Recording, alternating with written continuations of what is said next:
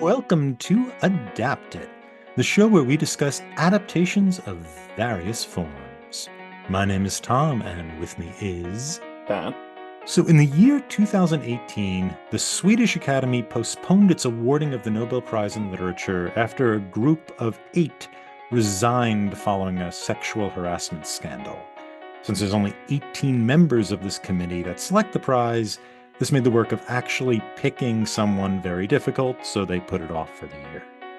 2018 was the first delay in the prize's history since 1949, a year when there was no suitable candidate apparently available. And they had to wait until 1950 when they gave it to William Faulkner. The I didn't first, know that. I didn't yeah, realize his prize was delayed. Well, uh, then they made a good choice. well, I don't know if it was delayed. No one was picked in 49, and his was Well, picked in 50. I guess you could that say just it was means that, yeah, it delayed. was Yeah, delayed in the sense that they couldn't get their act together and they were bickering too much. Like that's yeah, probably probably. that's really what's going on. Yeah. I assume.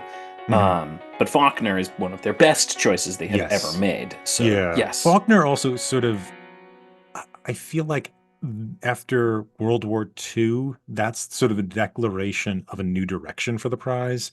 And it's a really good declaration. yes. But anyway, the first time this happened, the first time we had a delay or a cancellation was in 1914 due to the outbreak of the First World War. The Academy in that year promised to award the prize the next year, but instead just reinvested the prize money. Which brings us to 1915. Oh, so they And didn't give one at all in 1914. they Oh, they just eventually skipped it. Okay. they did not do it at all. In 1915, they again couldn't find someone. Eventually, in 1916, they awarded the 1915 prize to Rolland. Um, 1915 marks not only the first delay of the Nobel Prize for Literature, so not the cancellation, but just a delay. Um, Lit and Peace was delayed as well. But it was also the year in which they split the decision between the Nobel Prize Committee and the Swedish Academy.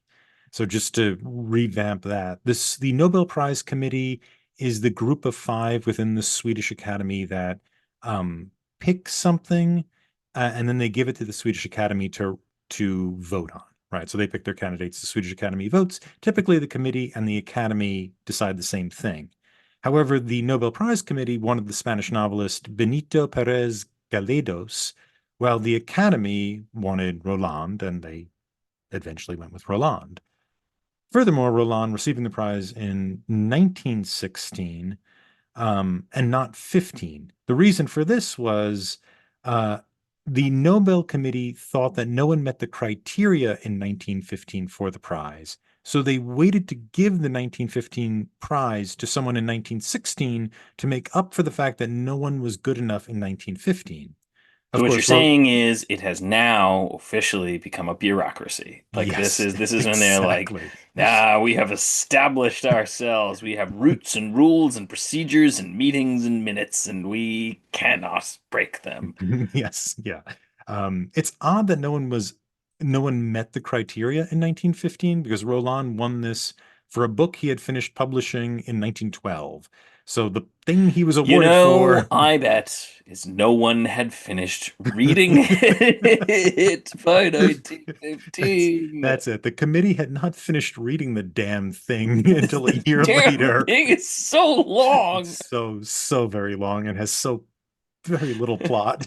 Um, Yeah, but we see starting in 1913, a new man from the Swedish Academy occupying seat number 14 was Per Hallström. So in 1913, a new man comes on the scene who becomes pretty important, Per Hallström, a Swedish dramatist and poet who joined the committee that year.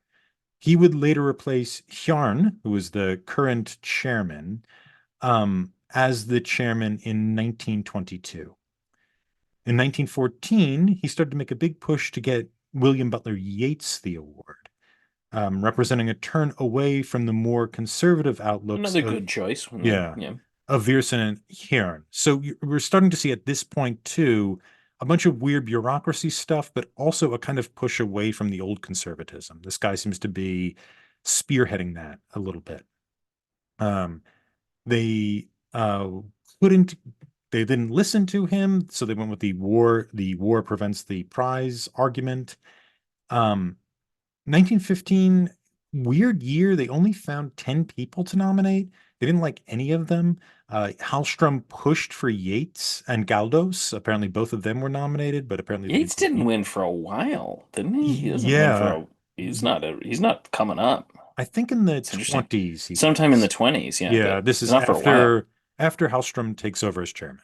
Okay. Um, but by 1916, when Rolland received the award, Yates had, yeah, Yates didn't have it by then. Um, Yates would be nominated again in 1918, again when the award was not given. So that's when Yates gets nominated, when the award is not given. He's nominated in 1914 and in 1918, the 2 years it wasn't given. He wins it a few years later after that. Rolland himself was nominated by the librarian of the Nobel Committee, Heinrich Schuck, who also was nominated that year by someone else. So Rolland's The librarian was nominated. That's for a great. Nobel Prize in You know that literature. librarian was like, shoot, why did I nominate Roland? I could have won the million I, dollars. yeah, then the name Heinrich Schluck would have lived forever in Forever. history. We'd The be reading some greatest other probably library. insanely long It library couldn't be long. catalog that this Yeah, man yeah, had made. that's so a little bit about Roland. Roland actually was at Tagore's birthday party that we talked about. He's friends Oh, with Tagore. That birthday party where you had Tagore and Einstein, Roland was there as well. He was born in France in 1866, got his college degree in 1889, and spent 2 years in Rome before getting his PhD in oh, 1895. what did his So, PhD in? um, French language. musical theory. Oh, well, that makes sense. Yeah, and he was a musical instructor for years. His thesis sounds really interesting. It's on the operas before Lully and Scarlatti. Oh, I would like that. Yeah. Yeah, the French operas before Lully and the Italian operas before Scarlatti. He became the director of the musical school, the École des Hautes Études Sociales. Um, Oh, you just pissed off so many French people yeah, by that that. was definitely accurate. That was That was haunt. so good, We you yeah. guys. He was there from 1902 to 1911, publishing his first novel in 1902, and left his job in 1912 because he felt he could write full time, and he was right. He produced Wait, several his when did he leave his full-time job? 1912. Oh, so So after he'd finished after he Jean finished Christophe. this book What? He catapulted wrote him. this while he had a job?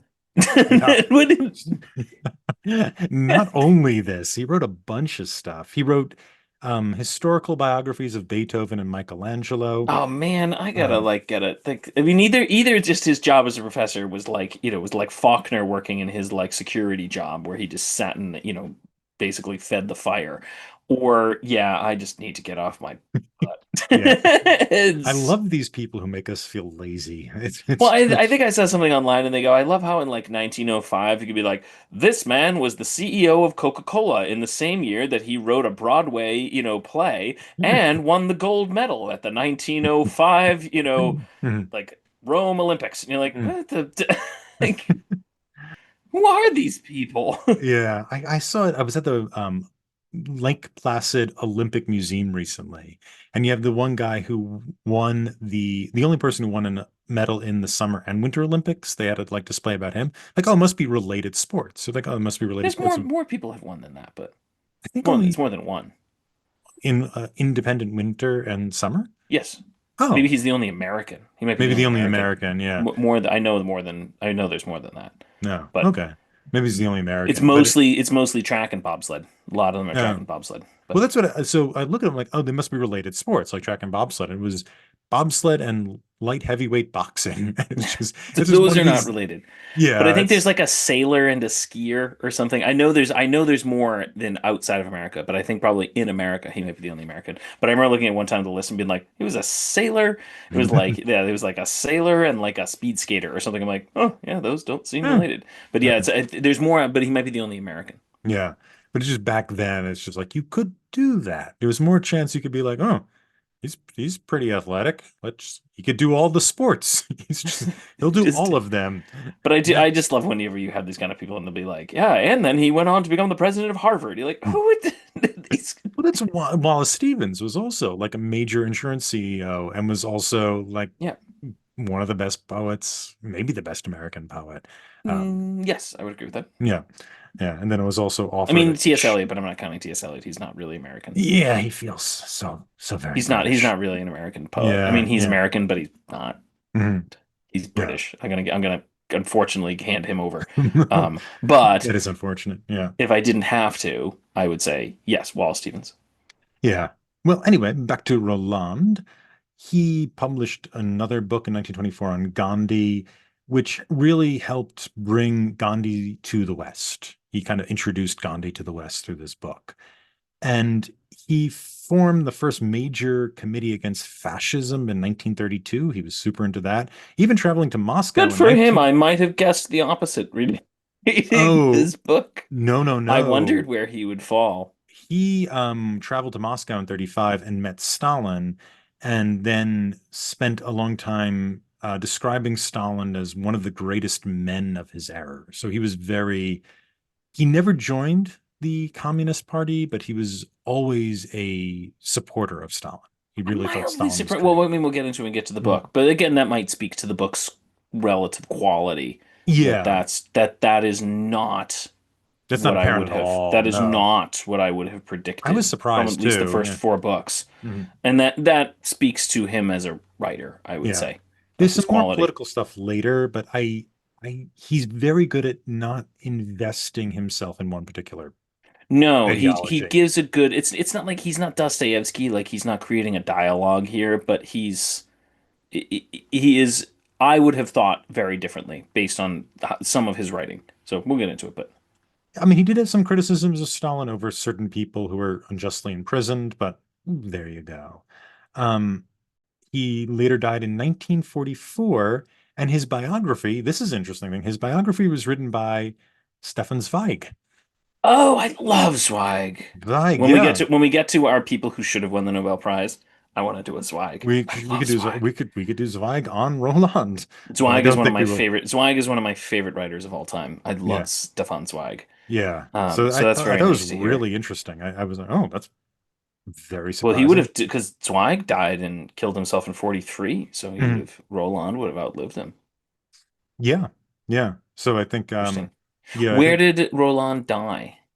Where was he oh, in I thought he was in 44? France. I thought he Oh, died in interesting. France. Oh, I'll That's look what I'm that up. I curious. don't I'm just remember. curious Yeah. where he was Hmm. because did he escape beforehand? Because Hmm. yeah, I'm just curious. That's more. Yeah. We can discuss it next week maybe. I'm just Yeah. more curious where he would be because if he was in France in 1944, he probably had some protection, but I wonder what would have happened to him or whether he, emigrated to Sweden or something, a neutral country, um, I and don't sort of oh, I get out might have there. been Switzerland. I'm not entirely now I don't remember. Well, Sweden and Switzerland, I think, were both neutral Yeah. during the war, so I Yeah. wonder where he would have ended up. But anyway, I'm just curious. That was more just a question. But Yeah, he was also a big innovator in drama. He wrote a big essay on something he called the People's Theater, which was his attempt to create a democratic theater.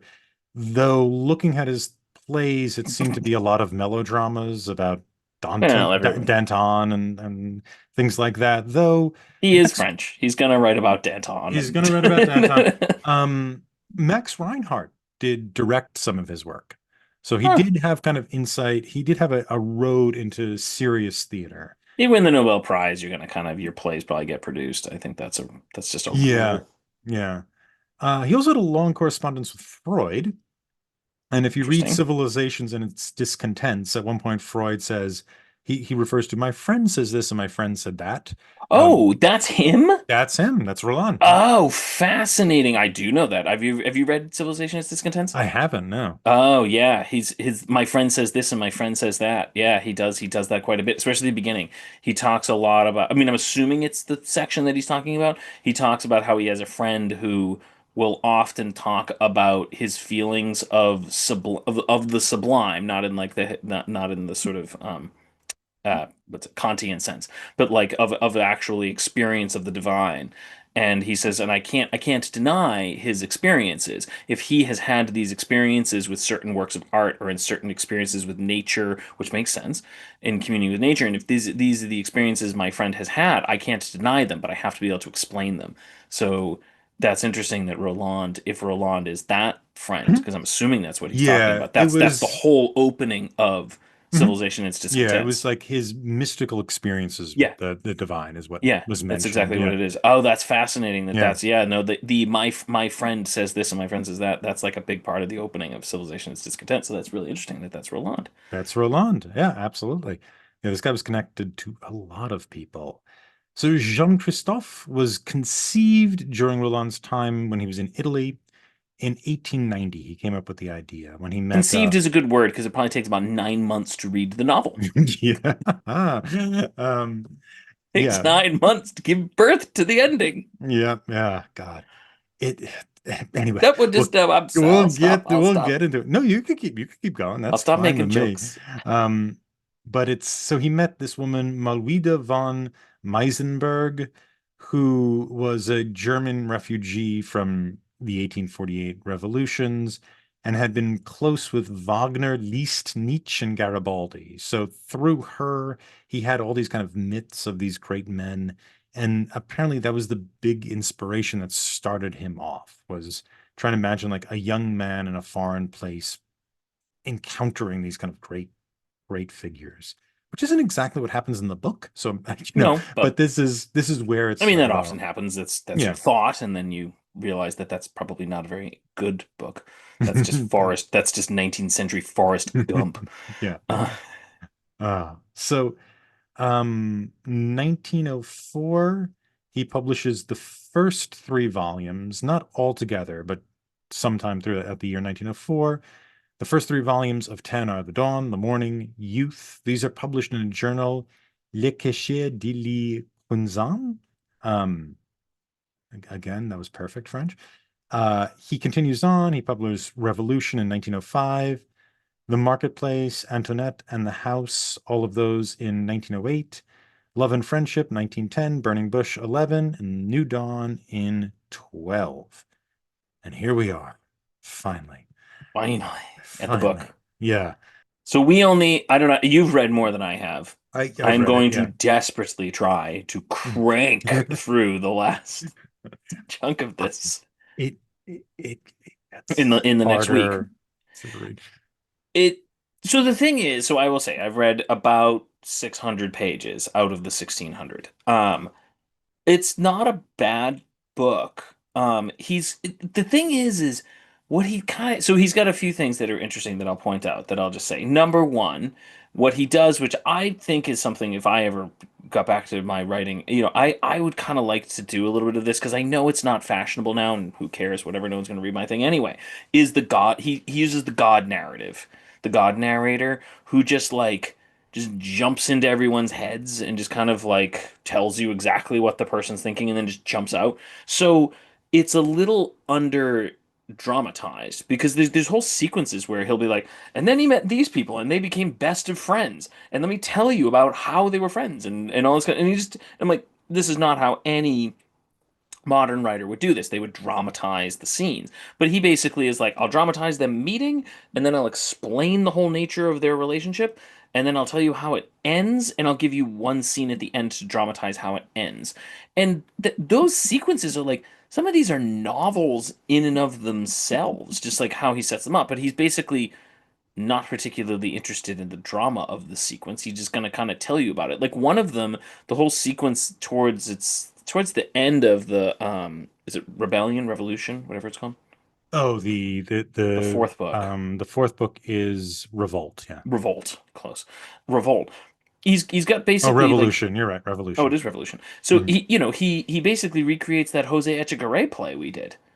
Like the whole thing where like he meets the local professor and his wife and how they become bestest of all friends, but then the town doesn't like it and they start sending letters to all of them accusing them of having an affair and this whole thing, and then they each suspect that maybe the other one is in love with the other one, and then that destroys their friendships. I'm like, that's the Jose Echegaray play we did, done in like 10 pages of this book, and none of it's dramatized, it's just explained. So it's a lot of under dramatized sequences. Like he's much more interested in just telling you this is what the character thought about the thing that's happening, and not a lot about showing you the thing that's happening. It's a style that's just not used anymore, but I don't dislike that.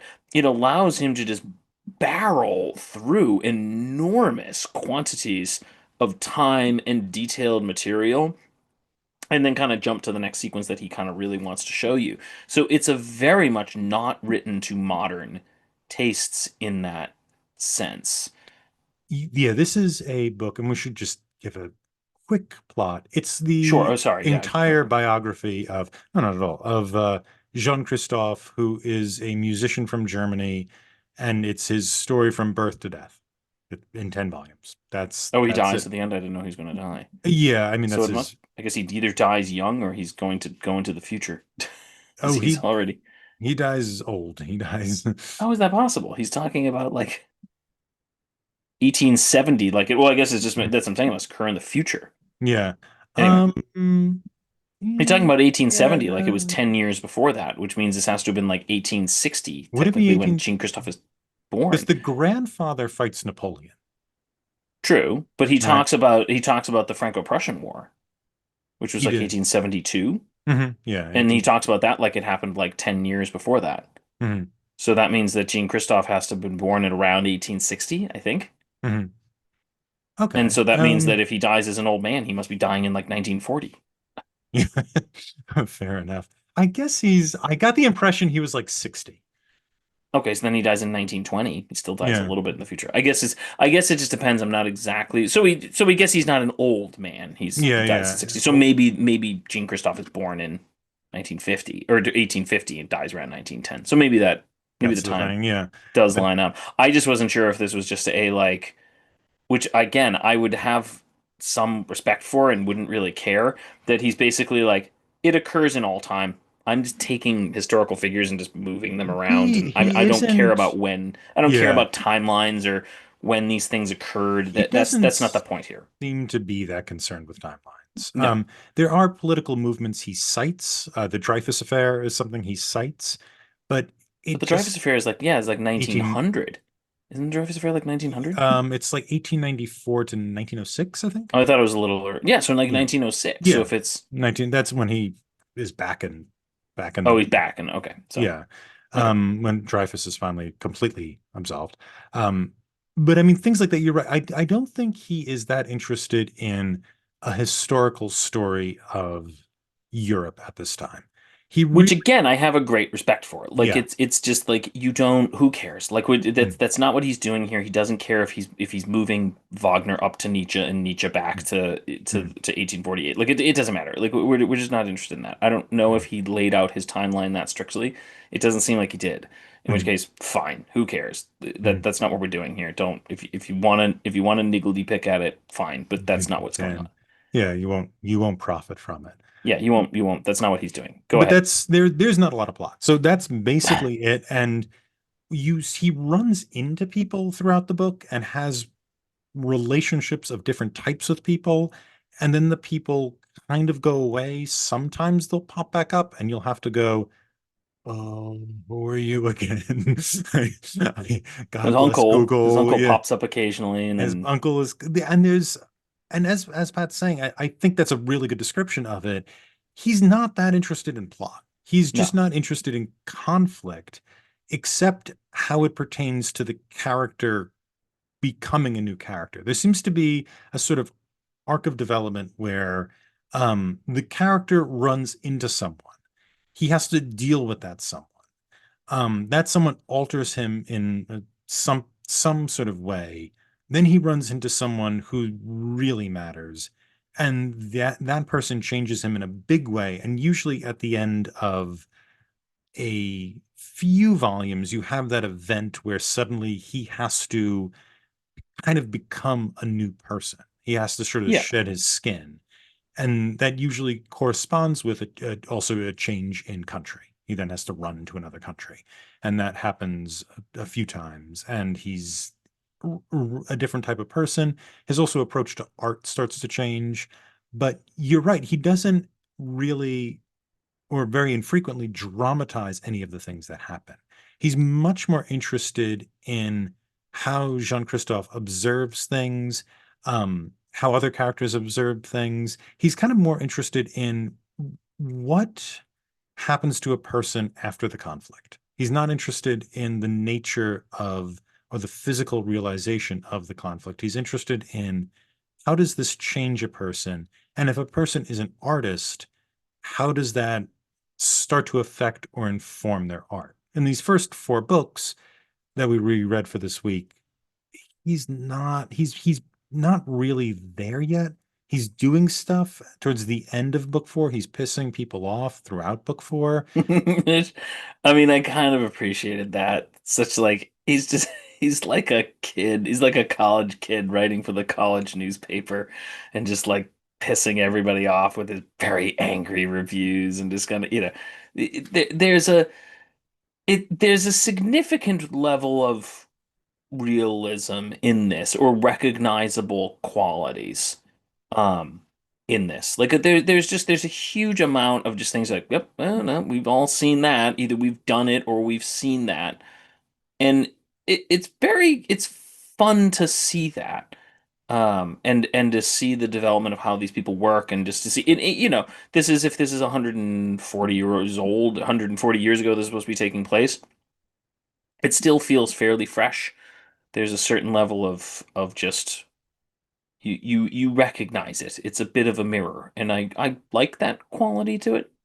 Another thing I really like about it is the fact that he is so sure of his opinion and then it shifts or changes.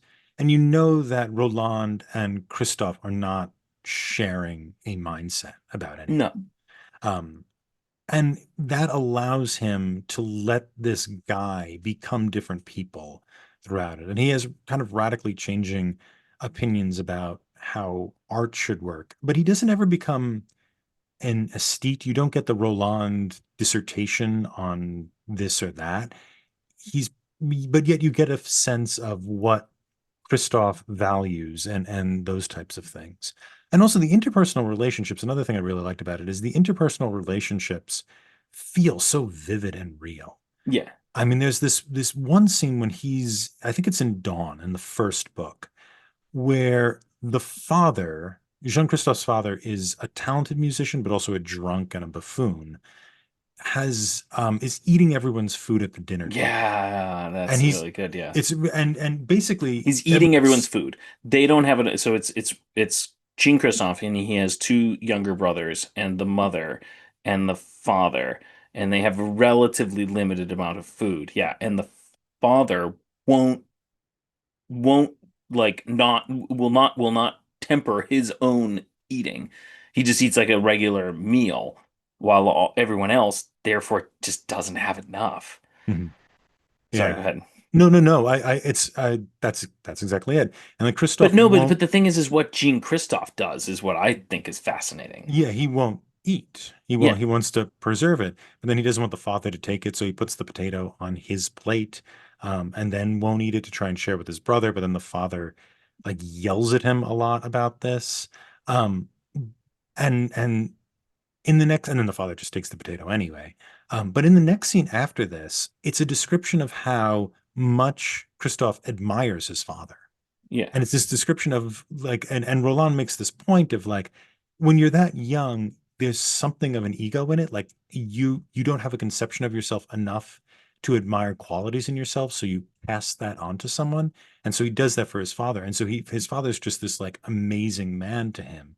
But in the scene before, he's realizes his father's horrible and he just hates him so much. He can't stand him. And he talks about how much Christoph hates him. And right after that, he admires him like he's the greatest person on earth next to his grandfather.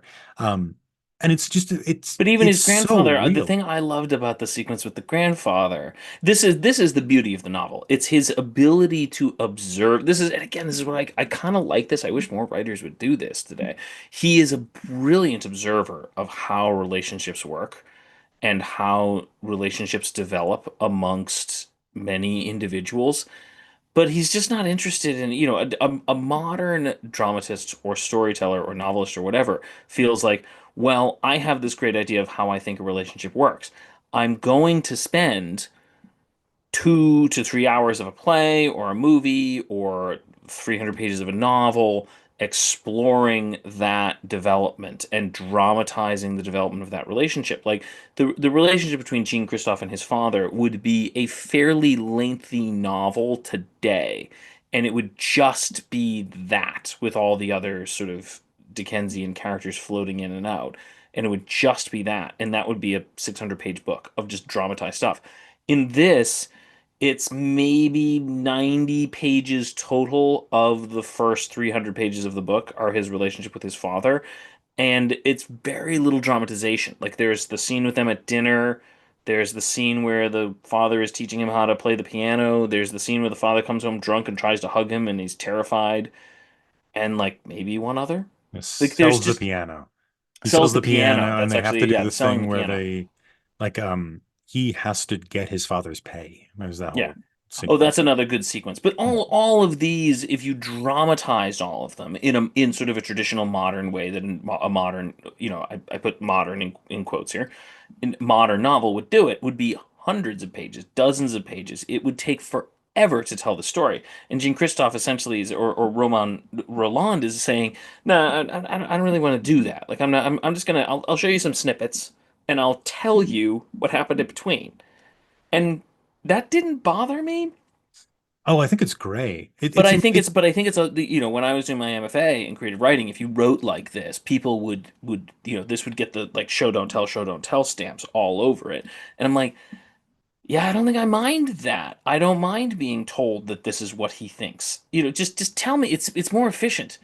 Just tell me what he thinks about this guy, and then move on. You can show me occasionally what's going on in between, and then just tell me. Just tell me. Like the God narrator can dip into his head and just give it to me. And then the beauty of the God narrator is that he can jump out of that head and jump into the father's head and give me a little bit of the father's head and maybe a little bit of the mother who's observing it, and then move on.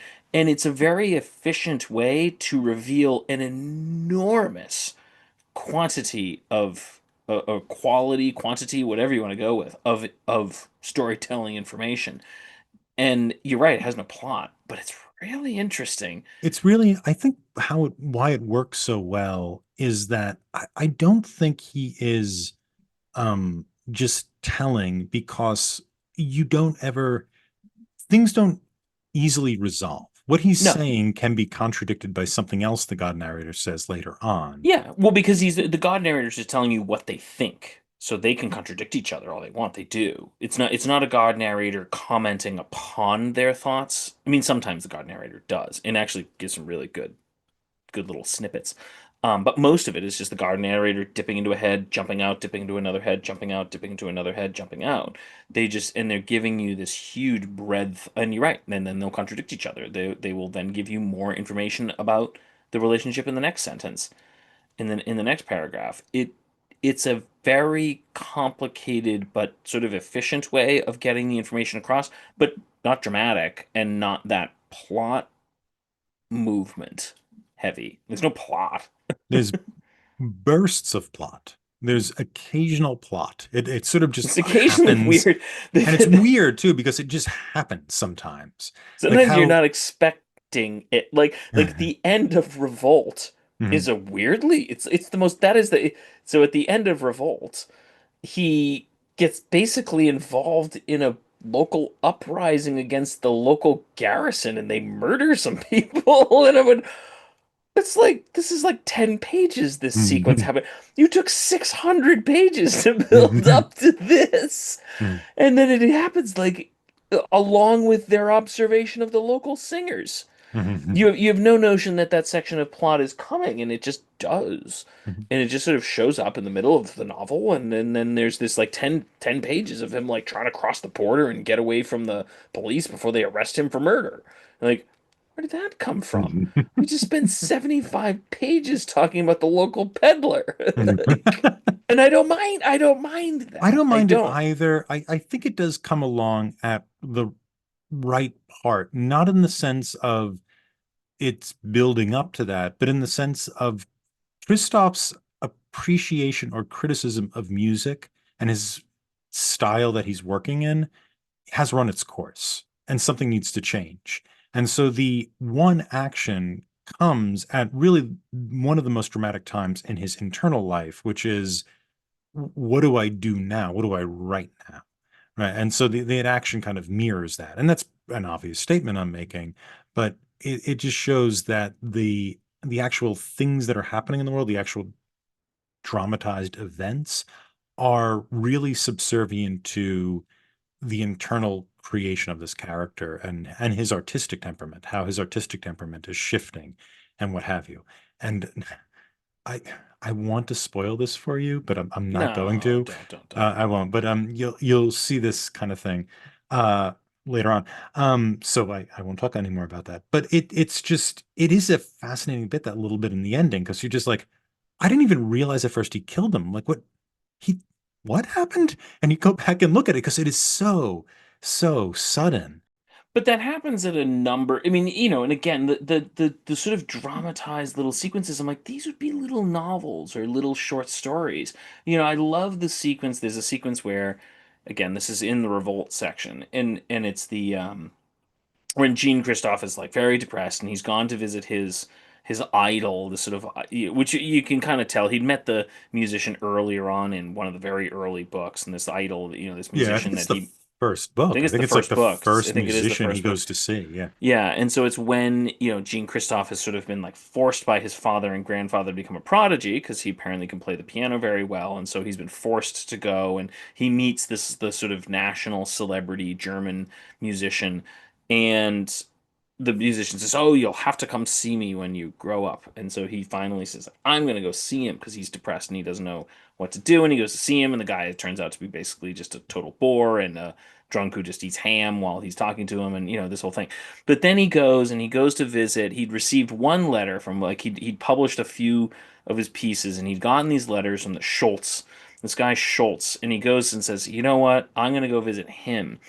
And he goes to visit this old man who, again, like, the whole sequence with Schultz is like, this would have been just a novel somewhere else.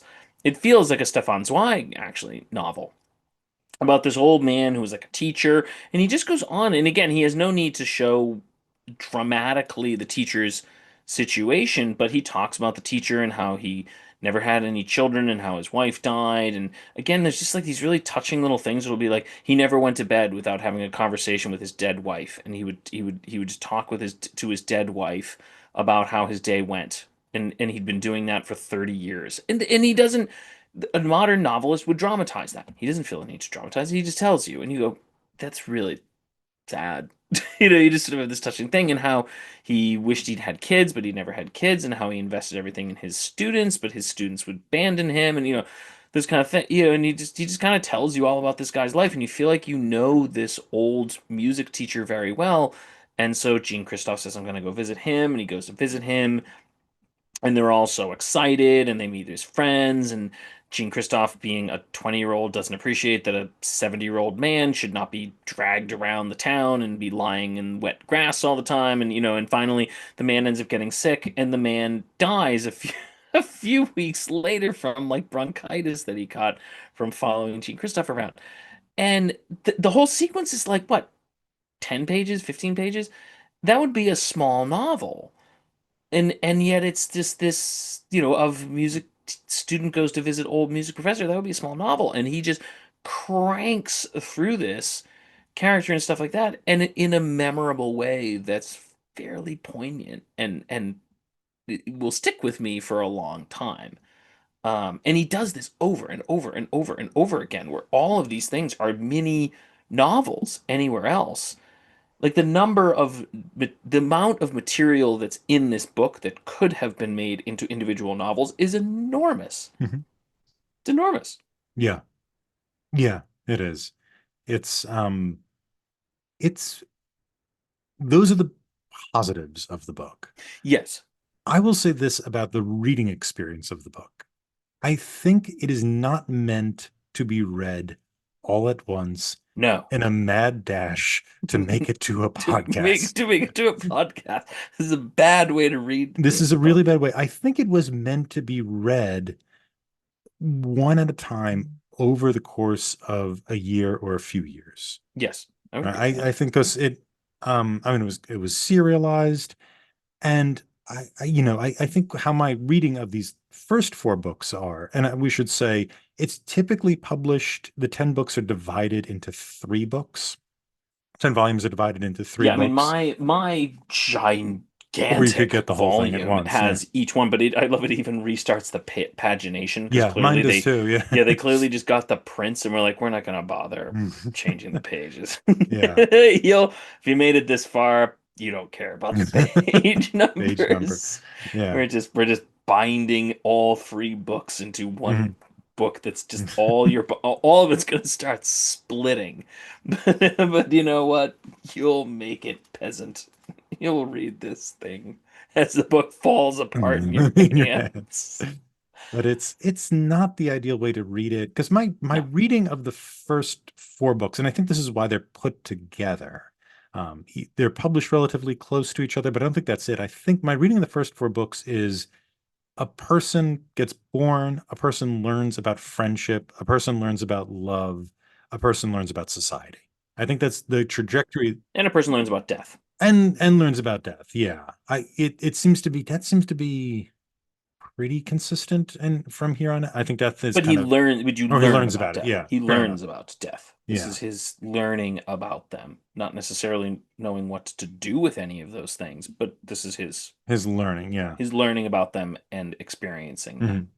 Yeah, and so I think there's this kind of, the first four books work together because I think it's like this circle that expands outward to take, it goes from the self to friendly kind of love to romantic considerations into, now I'm stepping onto the social scene, and a large group of people, even people I don't know, are going to be looking at me, and I'm going to be communicating with Very, them. very Greek. Very. This is the very Greek interpretation of love. I see. How you're going. Yeah, yeah, yeah. Well, yeah, fair enough. But I think that's, yeah, that's what's happening. And so I think they work really well together. So we should be clear. The reason what I'm saying here, by the way, is that you'll know this better than I will, but all the different words, Greek has a number of different words for love. And so what Tom was just referring to are the different types of Greek love and how they sort of expand outwards from the self. Yeah, I think that's what's going I on. agree. No, Yeah, I would I agree. think that's how he's I don't think structuring it's it. I don't yeah, no, I would agree. I would agree with Yeah. that. And then I think after that, I mean, you haven't gotten to this, but I think after that, it's him sort of ping-ponging against different types of circumstances, and other things like that. So I think the intention of the book is you're supposed to read one every year when they come out. And it's kind of like, how would Jean-Christophe deal with this, or interpret this social situation, or internalize this social situation as they go? And so I think the first four books, I read them relatively close to each other. I think they work well as a single book, the first Yeah. four. Um, Yeah, I would agree. it becomes really, really difficult after this. Um, Oh, lovely. yeah. Yeah. Not, well, I shouldn't As say I really, work to really read the difficult. next 1,000 pages Yeah. in 7 days. Yeah. Well, we could, No, we're not. We're on this. uh, I've run many marathons. We hmm, are on this route. this is a new type of marathon. We are Um, not deviating. so I think the books after this deserve kind of a bit of time in between them. And I think that's what makes for me anyway, we've been texting about this, and I think I've probably been more um depressing about the book. You haven't given me much. You haven't given me much. No. No, no, but I've just been, the experience of reading it has become gradually less and less pleasant as you go. Well, then I guess nice that I'll do it quickly. Yeah. Uh, Hopefully. so I think that this becomes a problem with not dramatizing things. And I understand why, when reading War and Peace, which is 400 pages shorter than this, so one moderate-sized novel shorter than this, why War and Peace has just so much action in it. War and Peace is a page turner. If Yeah. No, it's I a bet page it. turner. It's an Yeah. easy read. People put it on a pedestal just because it's long. I think it's the only reason why. I think I it's don't just think it's the best. No. No. no. I think there's a lot of great things in it, but I don't think it's his best work. I don't think it's the best Russian book, but it is, I think, Definitely not the best Russian book. no, not at all. But it's eminently readable because it dramatizes things.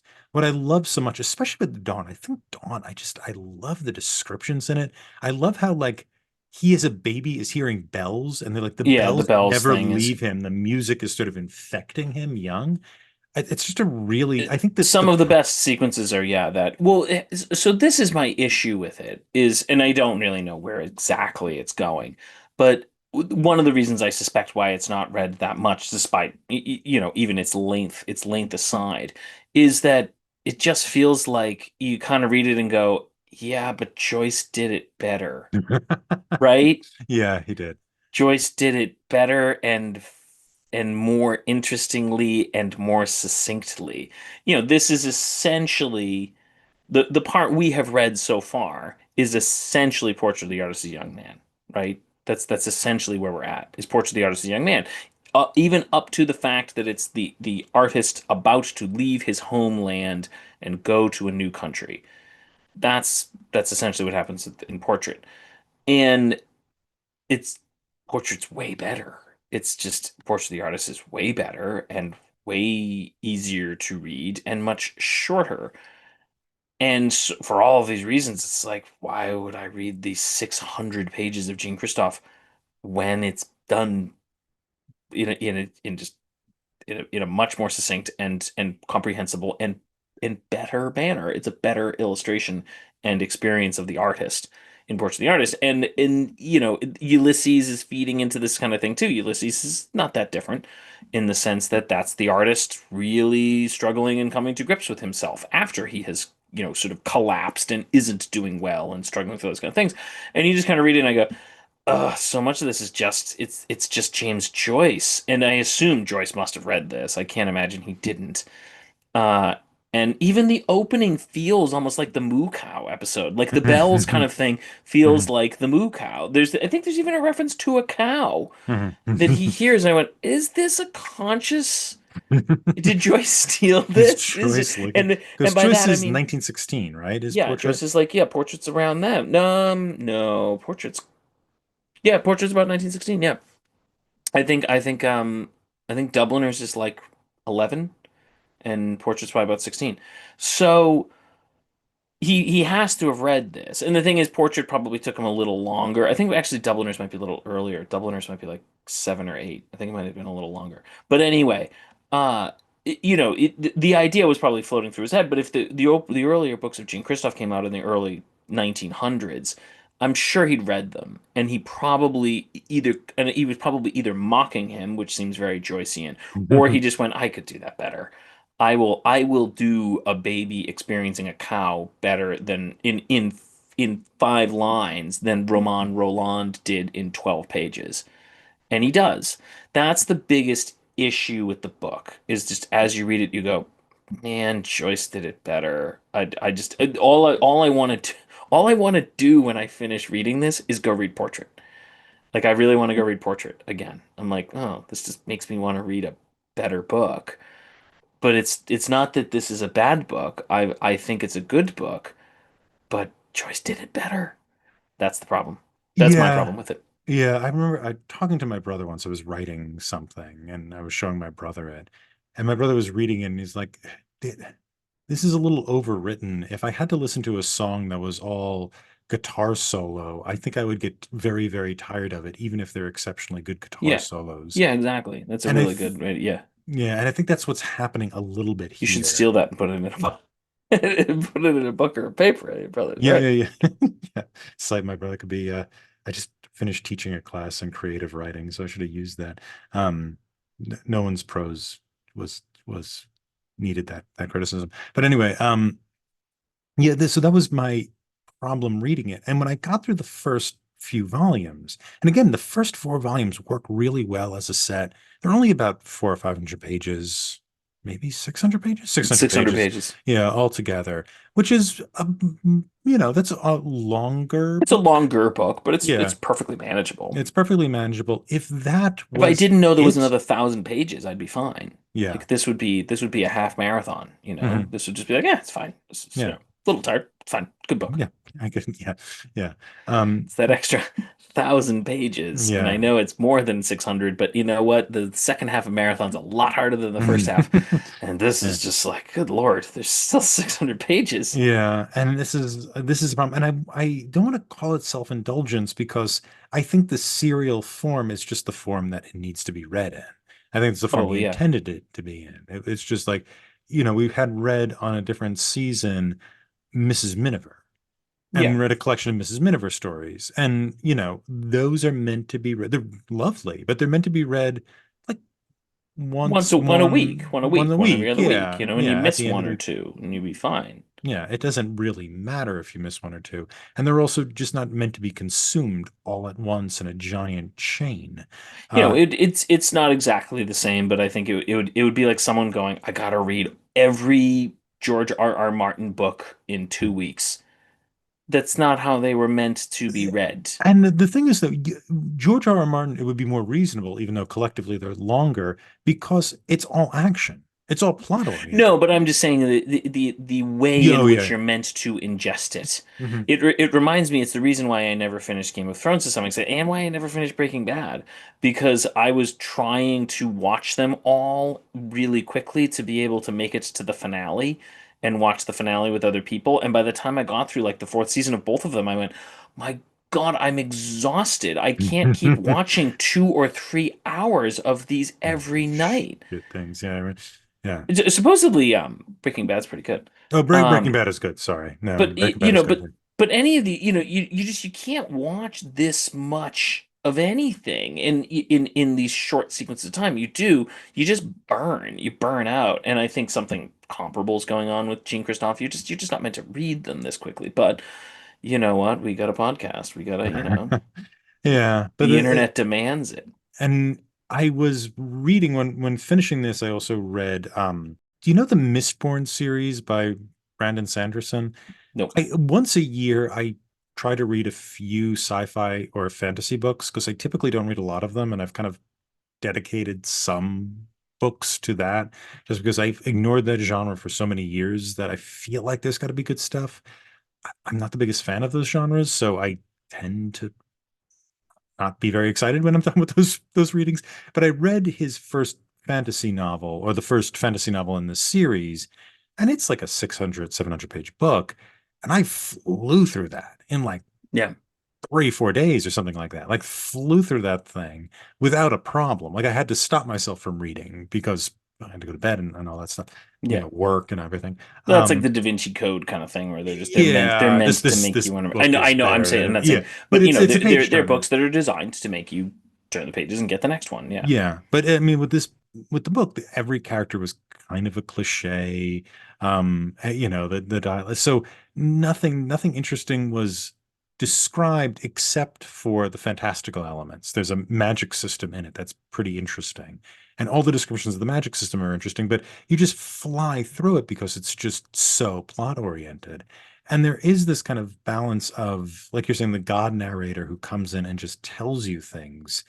The reason why they teach you not to do that in creative writing is you can't write a long book like that. You can't write 1,000 page book like that. Most people can't write anything like that. Rolland's kind of an exception.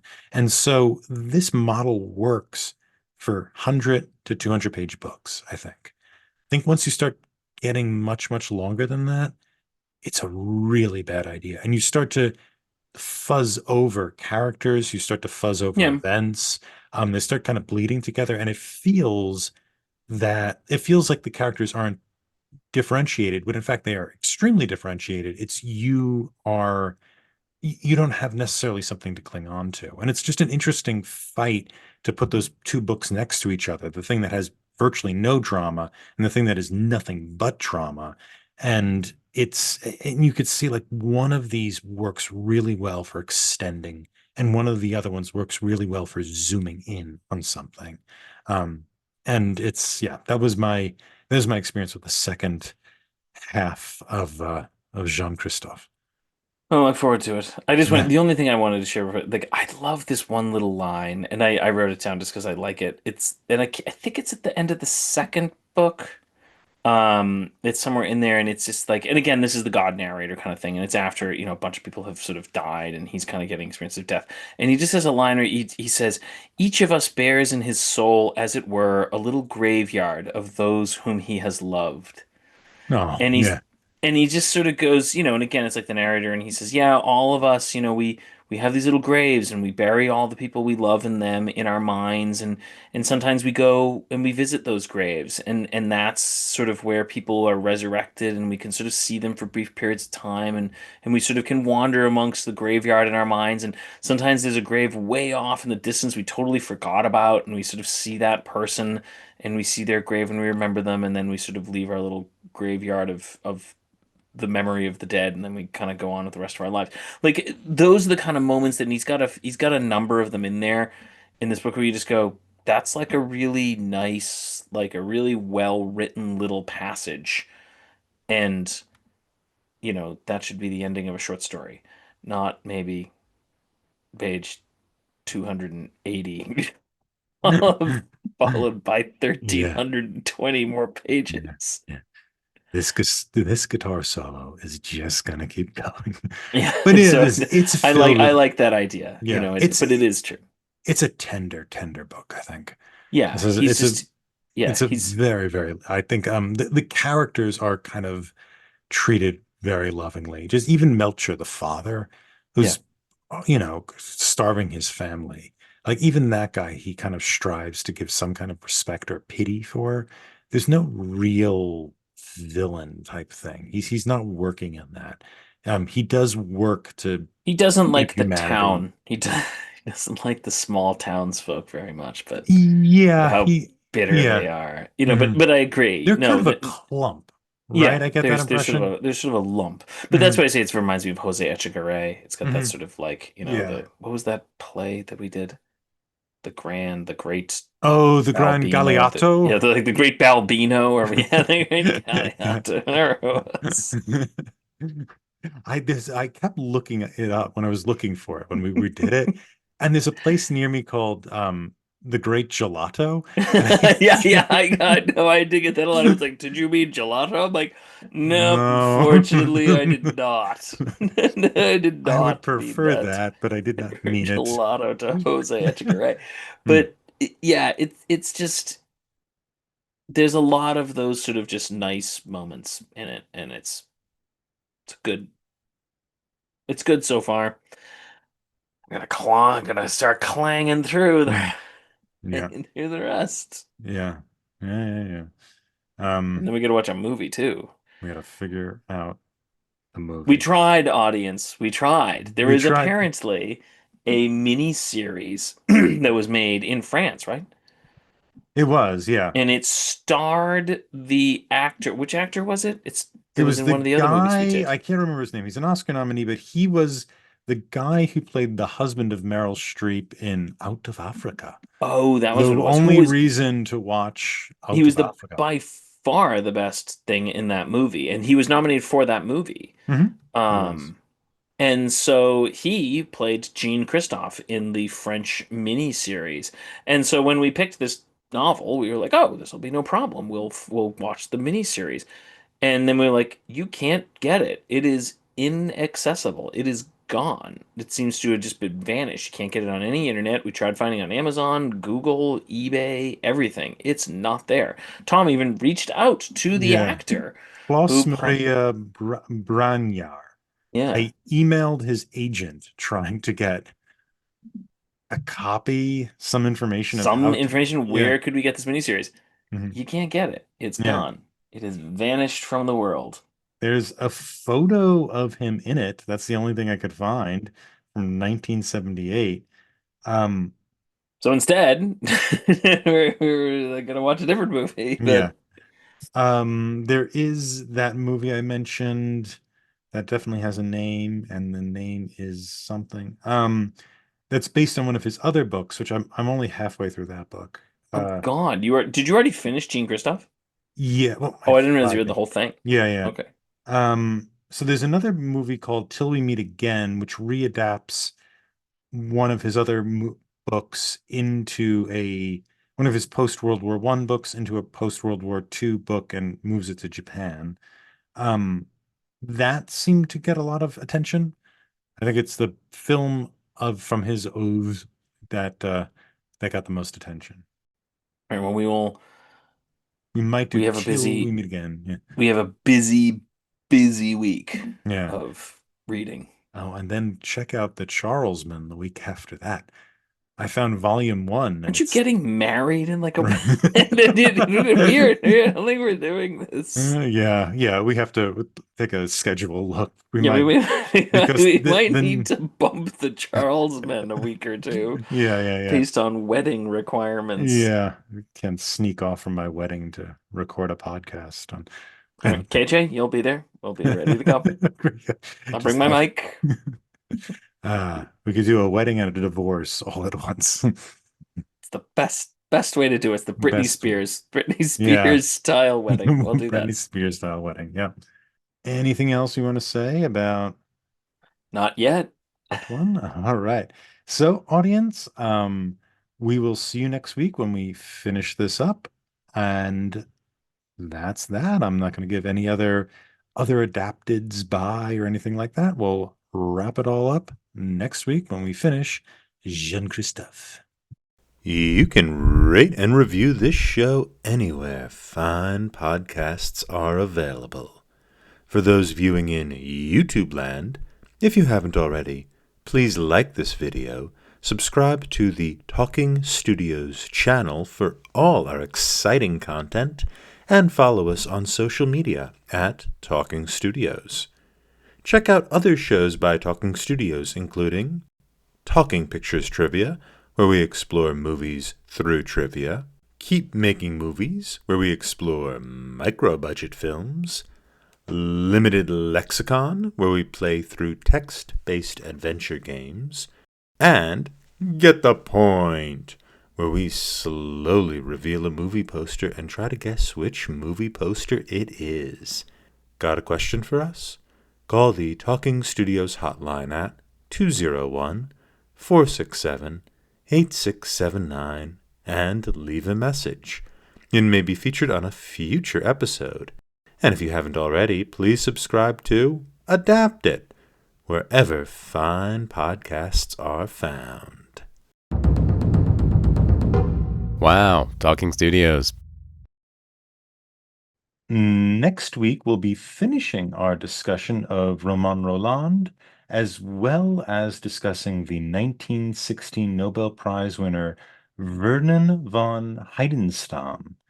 And that's what we'll be doing. So, Pat, who would you hire to adapt the collected poems of Werner von Heidenstam or anything by Roman Roland if you had your druthers? Someone I really don't like. As a It's, punishment. yeah, it's gonna be their punishment. Mhm, Um, I would say for at least the poems by mhm. what is his name? Werner von Heidenstam. Heidenstam. Um, I I was gonna say they seem like good poems for like student directing projects. Like Mhm. Mhm. here's a short poem or story. You know, you need to take the narrative elements of this and translate them into visual things. It strikes me as something that'd be very good for student directed production. That would be my snarky, cynical answer. Yeah, this is how you hurt pretentious student directors Yeah. so that they just don't they just become accountants or something. Yeah, it's because you basically are like, here, take this thing and translate it into film. And I think it's a good exercise for them. And yeah, Mhm. knock them down a few pegs. But And they did. I went with somebody I hated too. Oh, yeah. There we go. We are well on our way in this Yeah. podcast. This is Terrence Malick, who people love. Terrence Malick directed a number of movies. The Thin Red Line was a big one for Oh, I him. remember that one. Yeah. Yeah, I fell asleep twice during it. It was so long and boring. I can't remember a thing about it. I just I can't remember a thing about it. I remember at one point they were wandering around a river and found a like a bird in a cage, and they spent a long. But anyway, he also recently he's done a bunch of movies in the last 10 years, which is unusual because he usually does one movie every like 30 years or something. And he did a movie called Tree of Life, which got a I feel lot like I heard of of, that one. yes, with Brad Pitt and Sean Penn. And it got a lot of praise, and it is a bunch of pretentious garbage. And but it does have a lot of like cameras flying around and looking at the land and the land of Texas and the beautiful land. And we are from the land into the land we will return again. And I thought, oh, okay. We just take him to Sweden and we've got a movie. That's it. That's And a lot pretty of, much. yeah, a lot of Malik. Malik made a few movies recently. Like The Knight of Cups, I think is one of his, with Natalie Portman and Batman. What's his name? Christian Bale. Christian Bale, yeah. And I should have been like Ben Affleck. I think Adam West? Adam, no, who did them in the late 80s, the one who was in Much Ado About Nothing. Oh, Michael Keaton. Yeah, Michael Keaton. It'd be I like Michael Keaton. I mean, Michael Keaton actually, actually is kind of a good Batman. but Maybe actually, what was his name? The Val Ocean's Kilmer? 11 dude. Oh, George Clooney. Didn't George Clooney play Batman? He did. He Yeah, played so in I should have Batman been and like Robin. Mhm. when you're like they got Batman, George Clooney, be like, Well, the why funny would thing I is, why of Ben. all George Clooney's roles would I pick Batman to identify? Sorry, go ahead. But actually, Ben Affleck did one of these movies with Terrence Malick during this Oh, okay, time. so yes. So there you go. But I hate his movies. They are like a camera flying around territory, being like, "Look how beautiful nature is. Isn't it gorgeous? Doesn't it make you think of life and how small but magical we are in the great scheme of things?" Yeah, And because that message needs to be told it again. needs to be told without irony over and over and over again. And though these poems are better than that, I just, they annoyed me in the way Malik's movies annoyed me. And so I thought his punishment, his purgatory, should be having to adapt these poems into a film Join us next week. for an exciting discussion about a I guy have whose things name to we can't say about pronounce. them. Yeah. They may not be kind things, but I have things to say.